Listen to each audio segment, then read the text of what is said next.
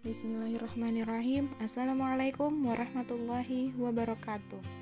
Hello everyone, di video kali ini saya Dayuha Nikmah dalam rangka memenuhi tugas mata kuliah Sosiologi Pendidikan dengan materi judul Sosialisasi dan Penyesuaian Diri di Sekolah. Selamat menonton.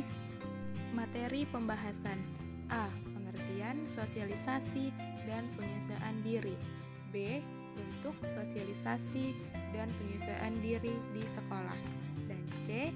Implikasi sosialisasi dan penyesuaian diri di sekolah. Bismillahirrahmanirrahim. Pembahasan A. Pengertian sosialisasi dan penyesuaian diri.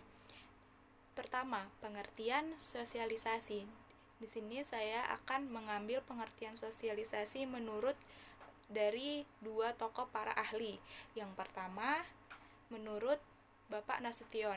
Beliau menyatakan bahwa sosialisasi adalah proses membimbing individu ke dalam dunia sosial. Dan yang kedua yaitu menurut Bapak Kimbal Leong. Beliau menyatakan bahwa sosialisasi ialah hubungan interaktif yang dengannya seseorang mempelajari keperluan-keperluan sosial dan kultural yang menjadikan seseorang sebagai anggota masyarakat.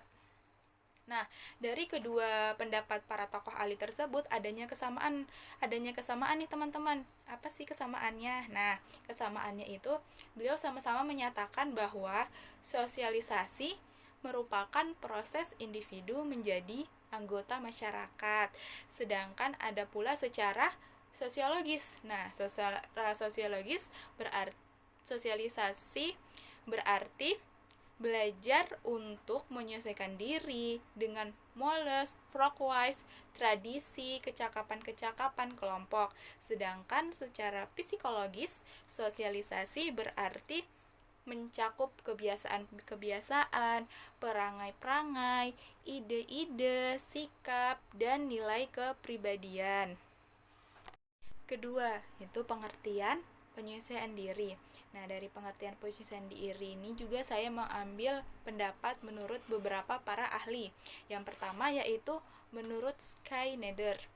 Beliau menyatakan penyesuaian diri merupakan satu proses yang mencakup respon-respon mental, tingkah laku yang merupakan usaha individu agar berhasil mengatasi kebutuhan, ketegangan, konflik, dan frustasi yang alami di dalam dirinya.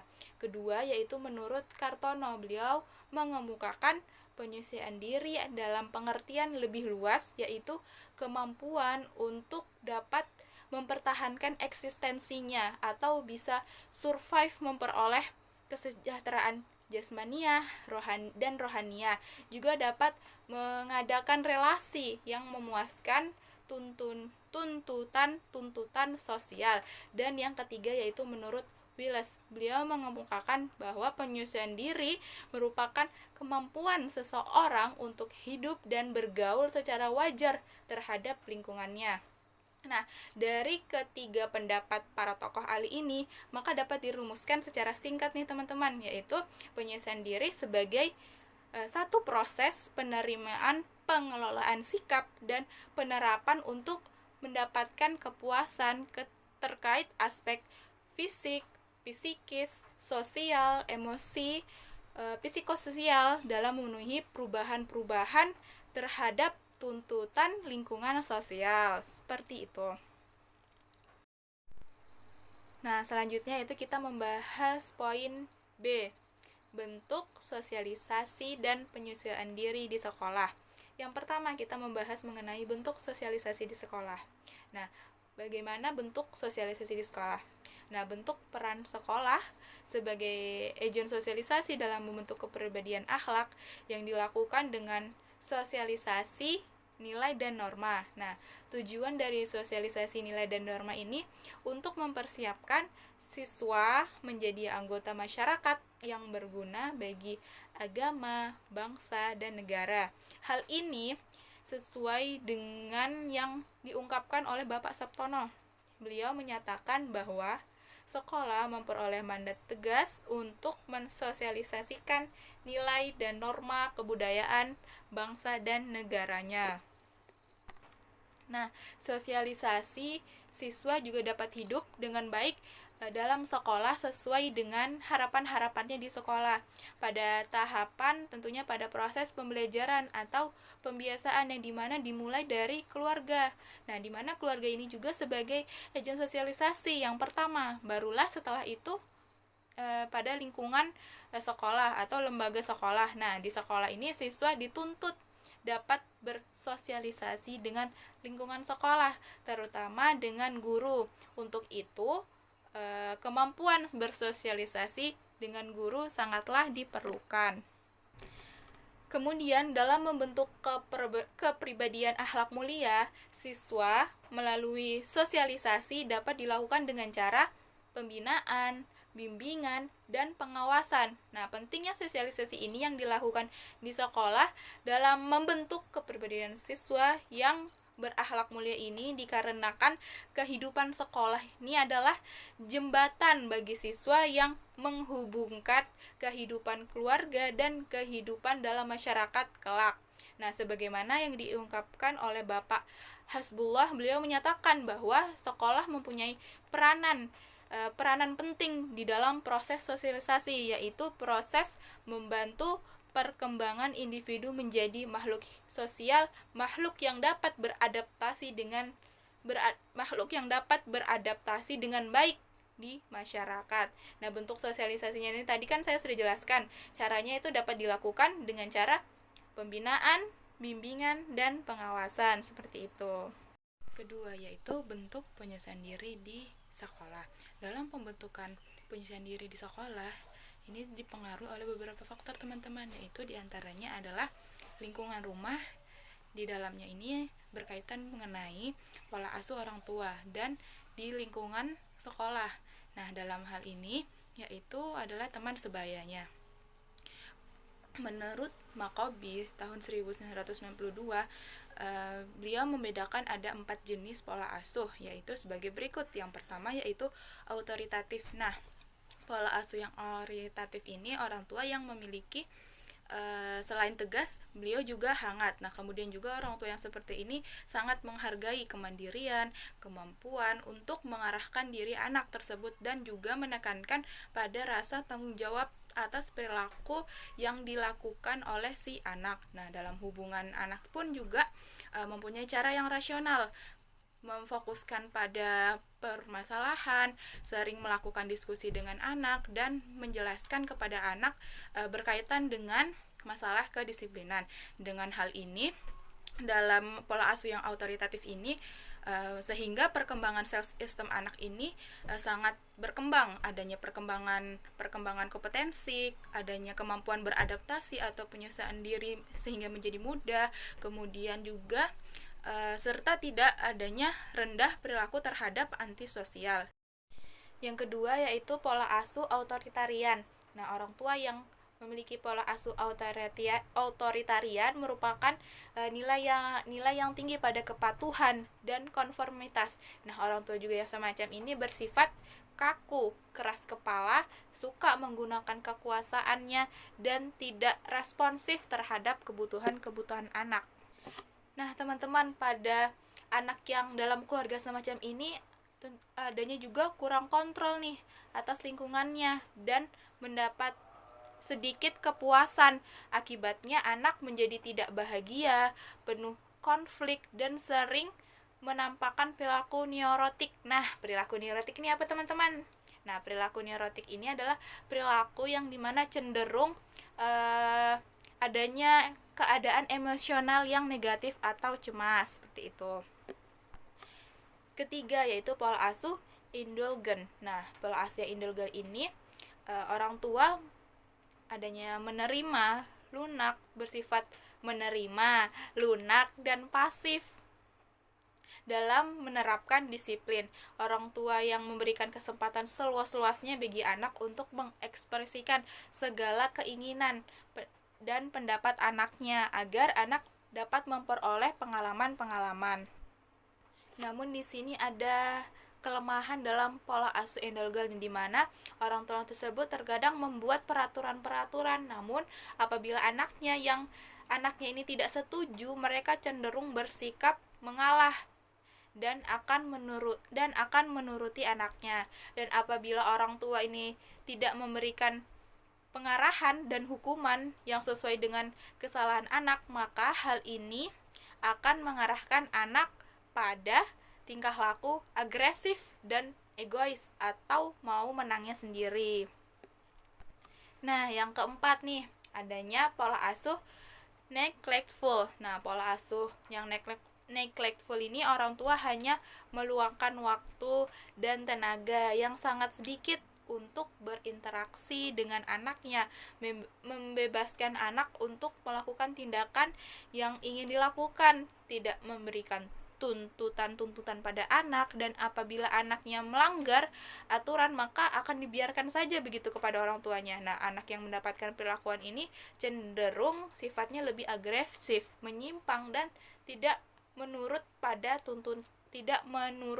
tuntutan dewasa. Maka dalam hal ini sebaiknya orang tua memiliki pola asuh yang pertama, yaitu autoritatif, yang dimana orang tuanya ini juga selain hangat dan juga tegas, mengajarkan kedisiplinan, terus menekankan pada tanggung jawab si anak, sehingga anak ini juga adanya memiliki perkembangan kompetensi dan serta rendahnya perilaku antisosial. Teman-teman, kita lanjut ya. Tadi kan kita sudah mengenai di lingkungan rumah keluarga yang berkaitannya dengan pola asuh orang tuanya. Nah, sekarang yaitu di lingkungan sekolah, yang dimana dalam hal ini adanya teman sebaya. Nah, teman sebaya ini didefinisikan sebagai individu-individu yang memiliki kedudukan sederajat dengan individu lain, dan juga ada beberapa ahli perkembangan berpendapat bahwa teman sebaya adalah individu yang sejajar secara sosial, dan untuk beberapa waktu melakukan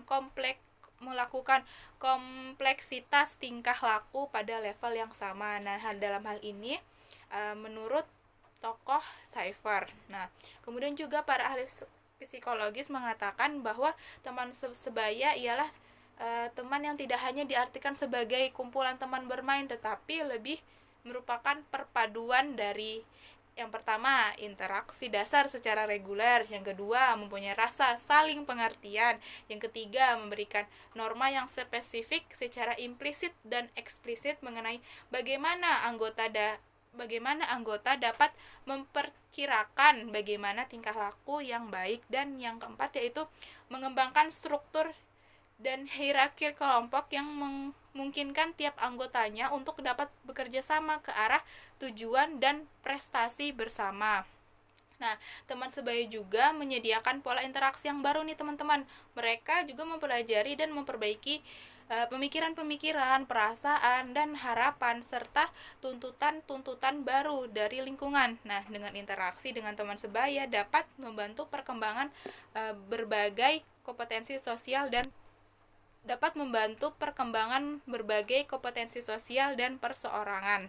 Dan juga dengan adanya teman sebaya, tentunya adanya kontak atau interaksi nih teman-teman dengan teman sebayanya, sehingga dapat memberikan nih kesempatan untuk memperluas interaksinya dan mengembangkan kompetensi serta pola tingkah laku. Nah, dengan begitu siswa atau pendidik atau anak dapat lebih mudah menyesuaikan diri di lingkungan, baik di lingkungan sekolah maupun lingkungan masyarakat.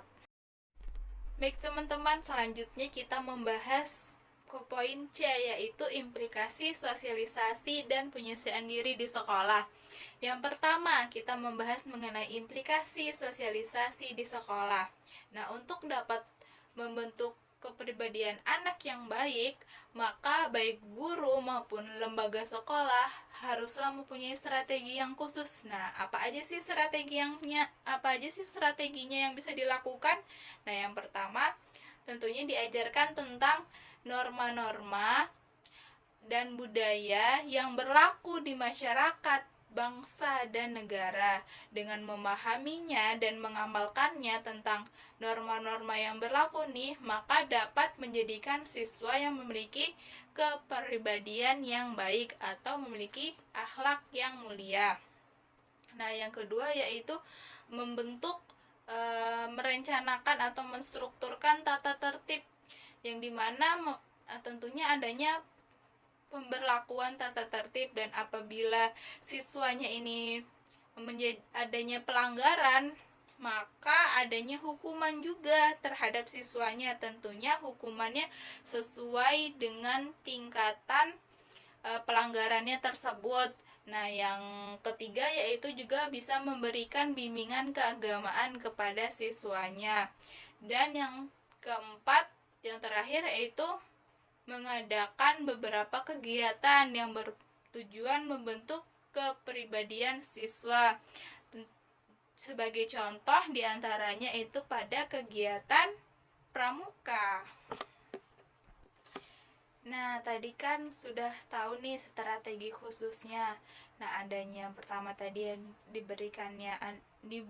diajarkannya norma-norma, kemudian adanya pemberlakuan tata tertib, bimbingan keagamaan, dan beberapa kegiatan yang membentuk kepribadian. Nah, dalam hal ini tentunya melalui proses pembelajaran inilah siswa akan mampu memahami diri dan lingkungannya di sekolah, serta sistem kehidupan sekolah, baik norma, nilai, tradisi, dan adat istiadat dalam bergaul di sekolah. Dengan adanya proses sosialisasi nih, siswa akan mengetahui bagaimana harus bertingkah laku yang baik di sekolah, dengan baik dengan guru, baik dengan siswa lainnya, dan juga maupun warga sekolah. Nah, selanjutnya kita membahas mengenai bagaimana implikasi penyucian diri di sekolah. Nah, lingkungan sekolah mempunyai pengaruh nih yang sangat besar terhadap perkembangan jiwa anak, di mana sekolah selain mengemban fungsi pengajaran, juga mengemban fungsi pendidikan, atau juga bisa transformasi norma, di mana setiap sekolah akan membantu anak didik jika menghadapi kesulitan baik dalam pengajaran ataupun dalam penyucian diri peserta didik maupun tuntunan sekolah. Adapun upaya-upaya nih yang dapat dilakukan untuk memperlancar penyucian diri di sekolah, yaitu yang pertama, menciptakan suasana sekolah yang dapat menimbulkan rasa betah bagi anak didik baik secara sosial, fisik maupun akademis. Kedua, usaha memahami anak secara menyeluruh baik prestasi, belajar, sosial maupun seluruh aspek pribadinya. Ketiga, menciptakan suasana belajar mengajar yang menyenangkan bagi anak. Yang keempat, menggunakan metode dan alat mengajar yang menimbulkan gairah belajar. Yang kelima, menggunakan prosedur evaluasi yang dapat memperbesar motivasi belajar. Nah, juga saya mengambil menurut satu tokoh ahli, yaitu menurut Ryan's dalam Garrison 1956. Nah, beliau ini berpendapat dikarenakan di sekolah guru merupakan figur pendidikan yang penting dan besar terhadap penyucian diri atau penyucian siswa-siswinya, maka dituntut sifat-sifat guru yang efektif, yakni sebagai berikut. Yang pertama yaitu memberikan kesempatan tampak antusias dan berminat dalam aktivitas siswa dan kelas. Yang kedua yaitu ramah. Seorang guru harus ramah atau careful dan optimisme. Dan yang ketiga, mampu mengontrol diri, tidak mudah kacau atau terganggu, dan teratur tindakannya. Kemudian juga senang kelakar atau mempunyai sifat yang humor. Dan yang kelima, yang terakhir yaitu mengetahui dan mengakui kesalahannya sendiri, yang dimana tentunya adanya evaluasi, terus mengevaluasi diri sendiri. Alhamdulillah, sekian presentasi dari saya. Mohon maaf atas segala kesalahan dan kehilafan. Assalamualaikum warahmatullahi wabarakatuh.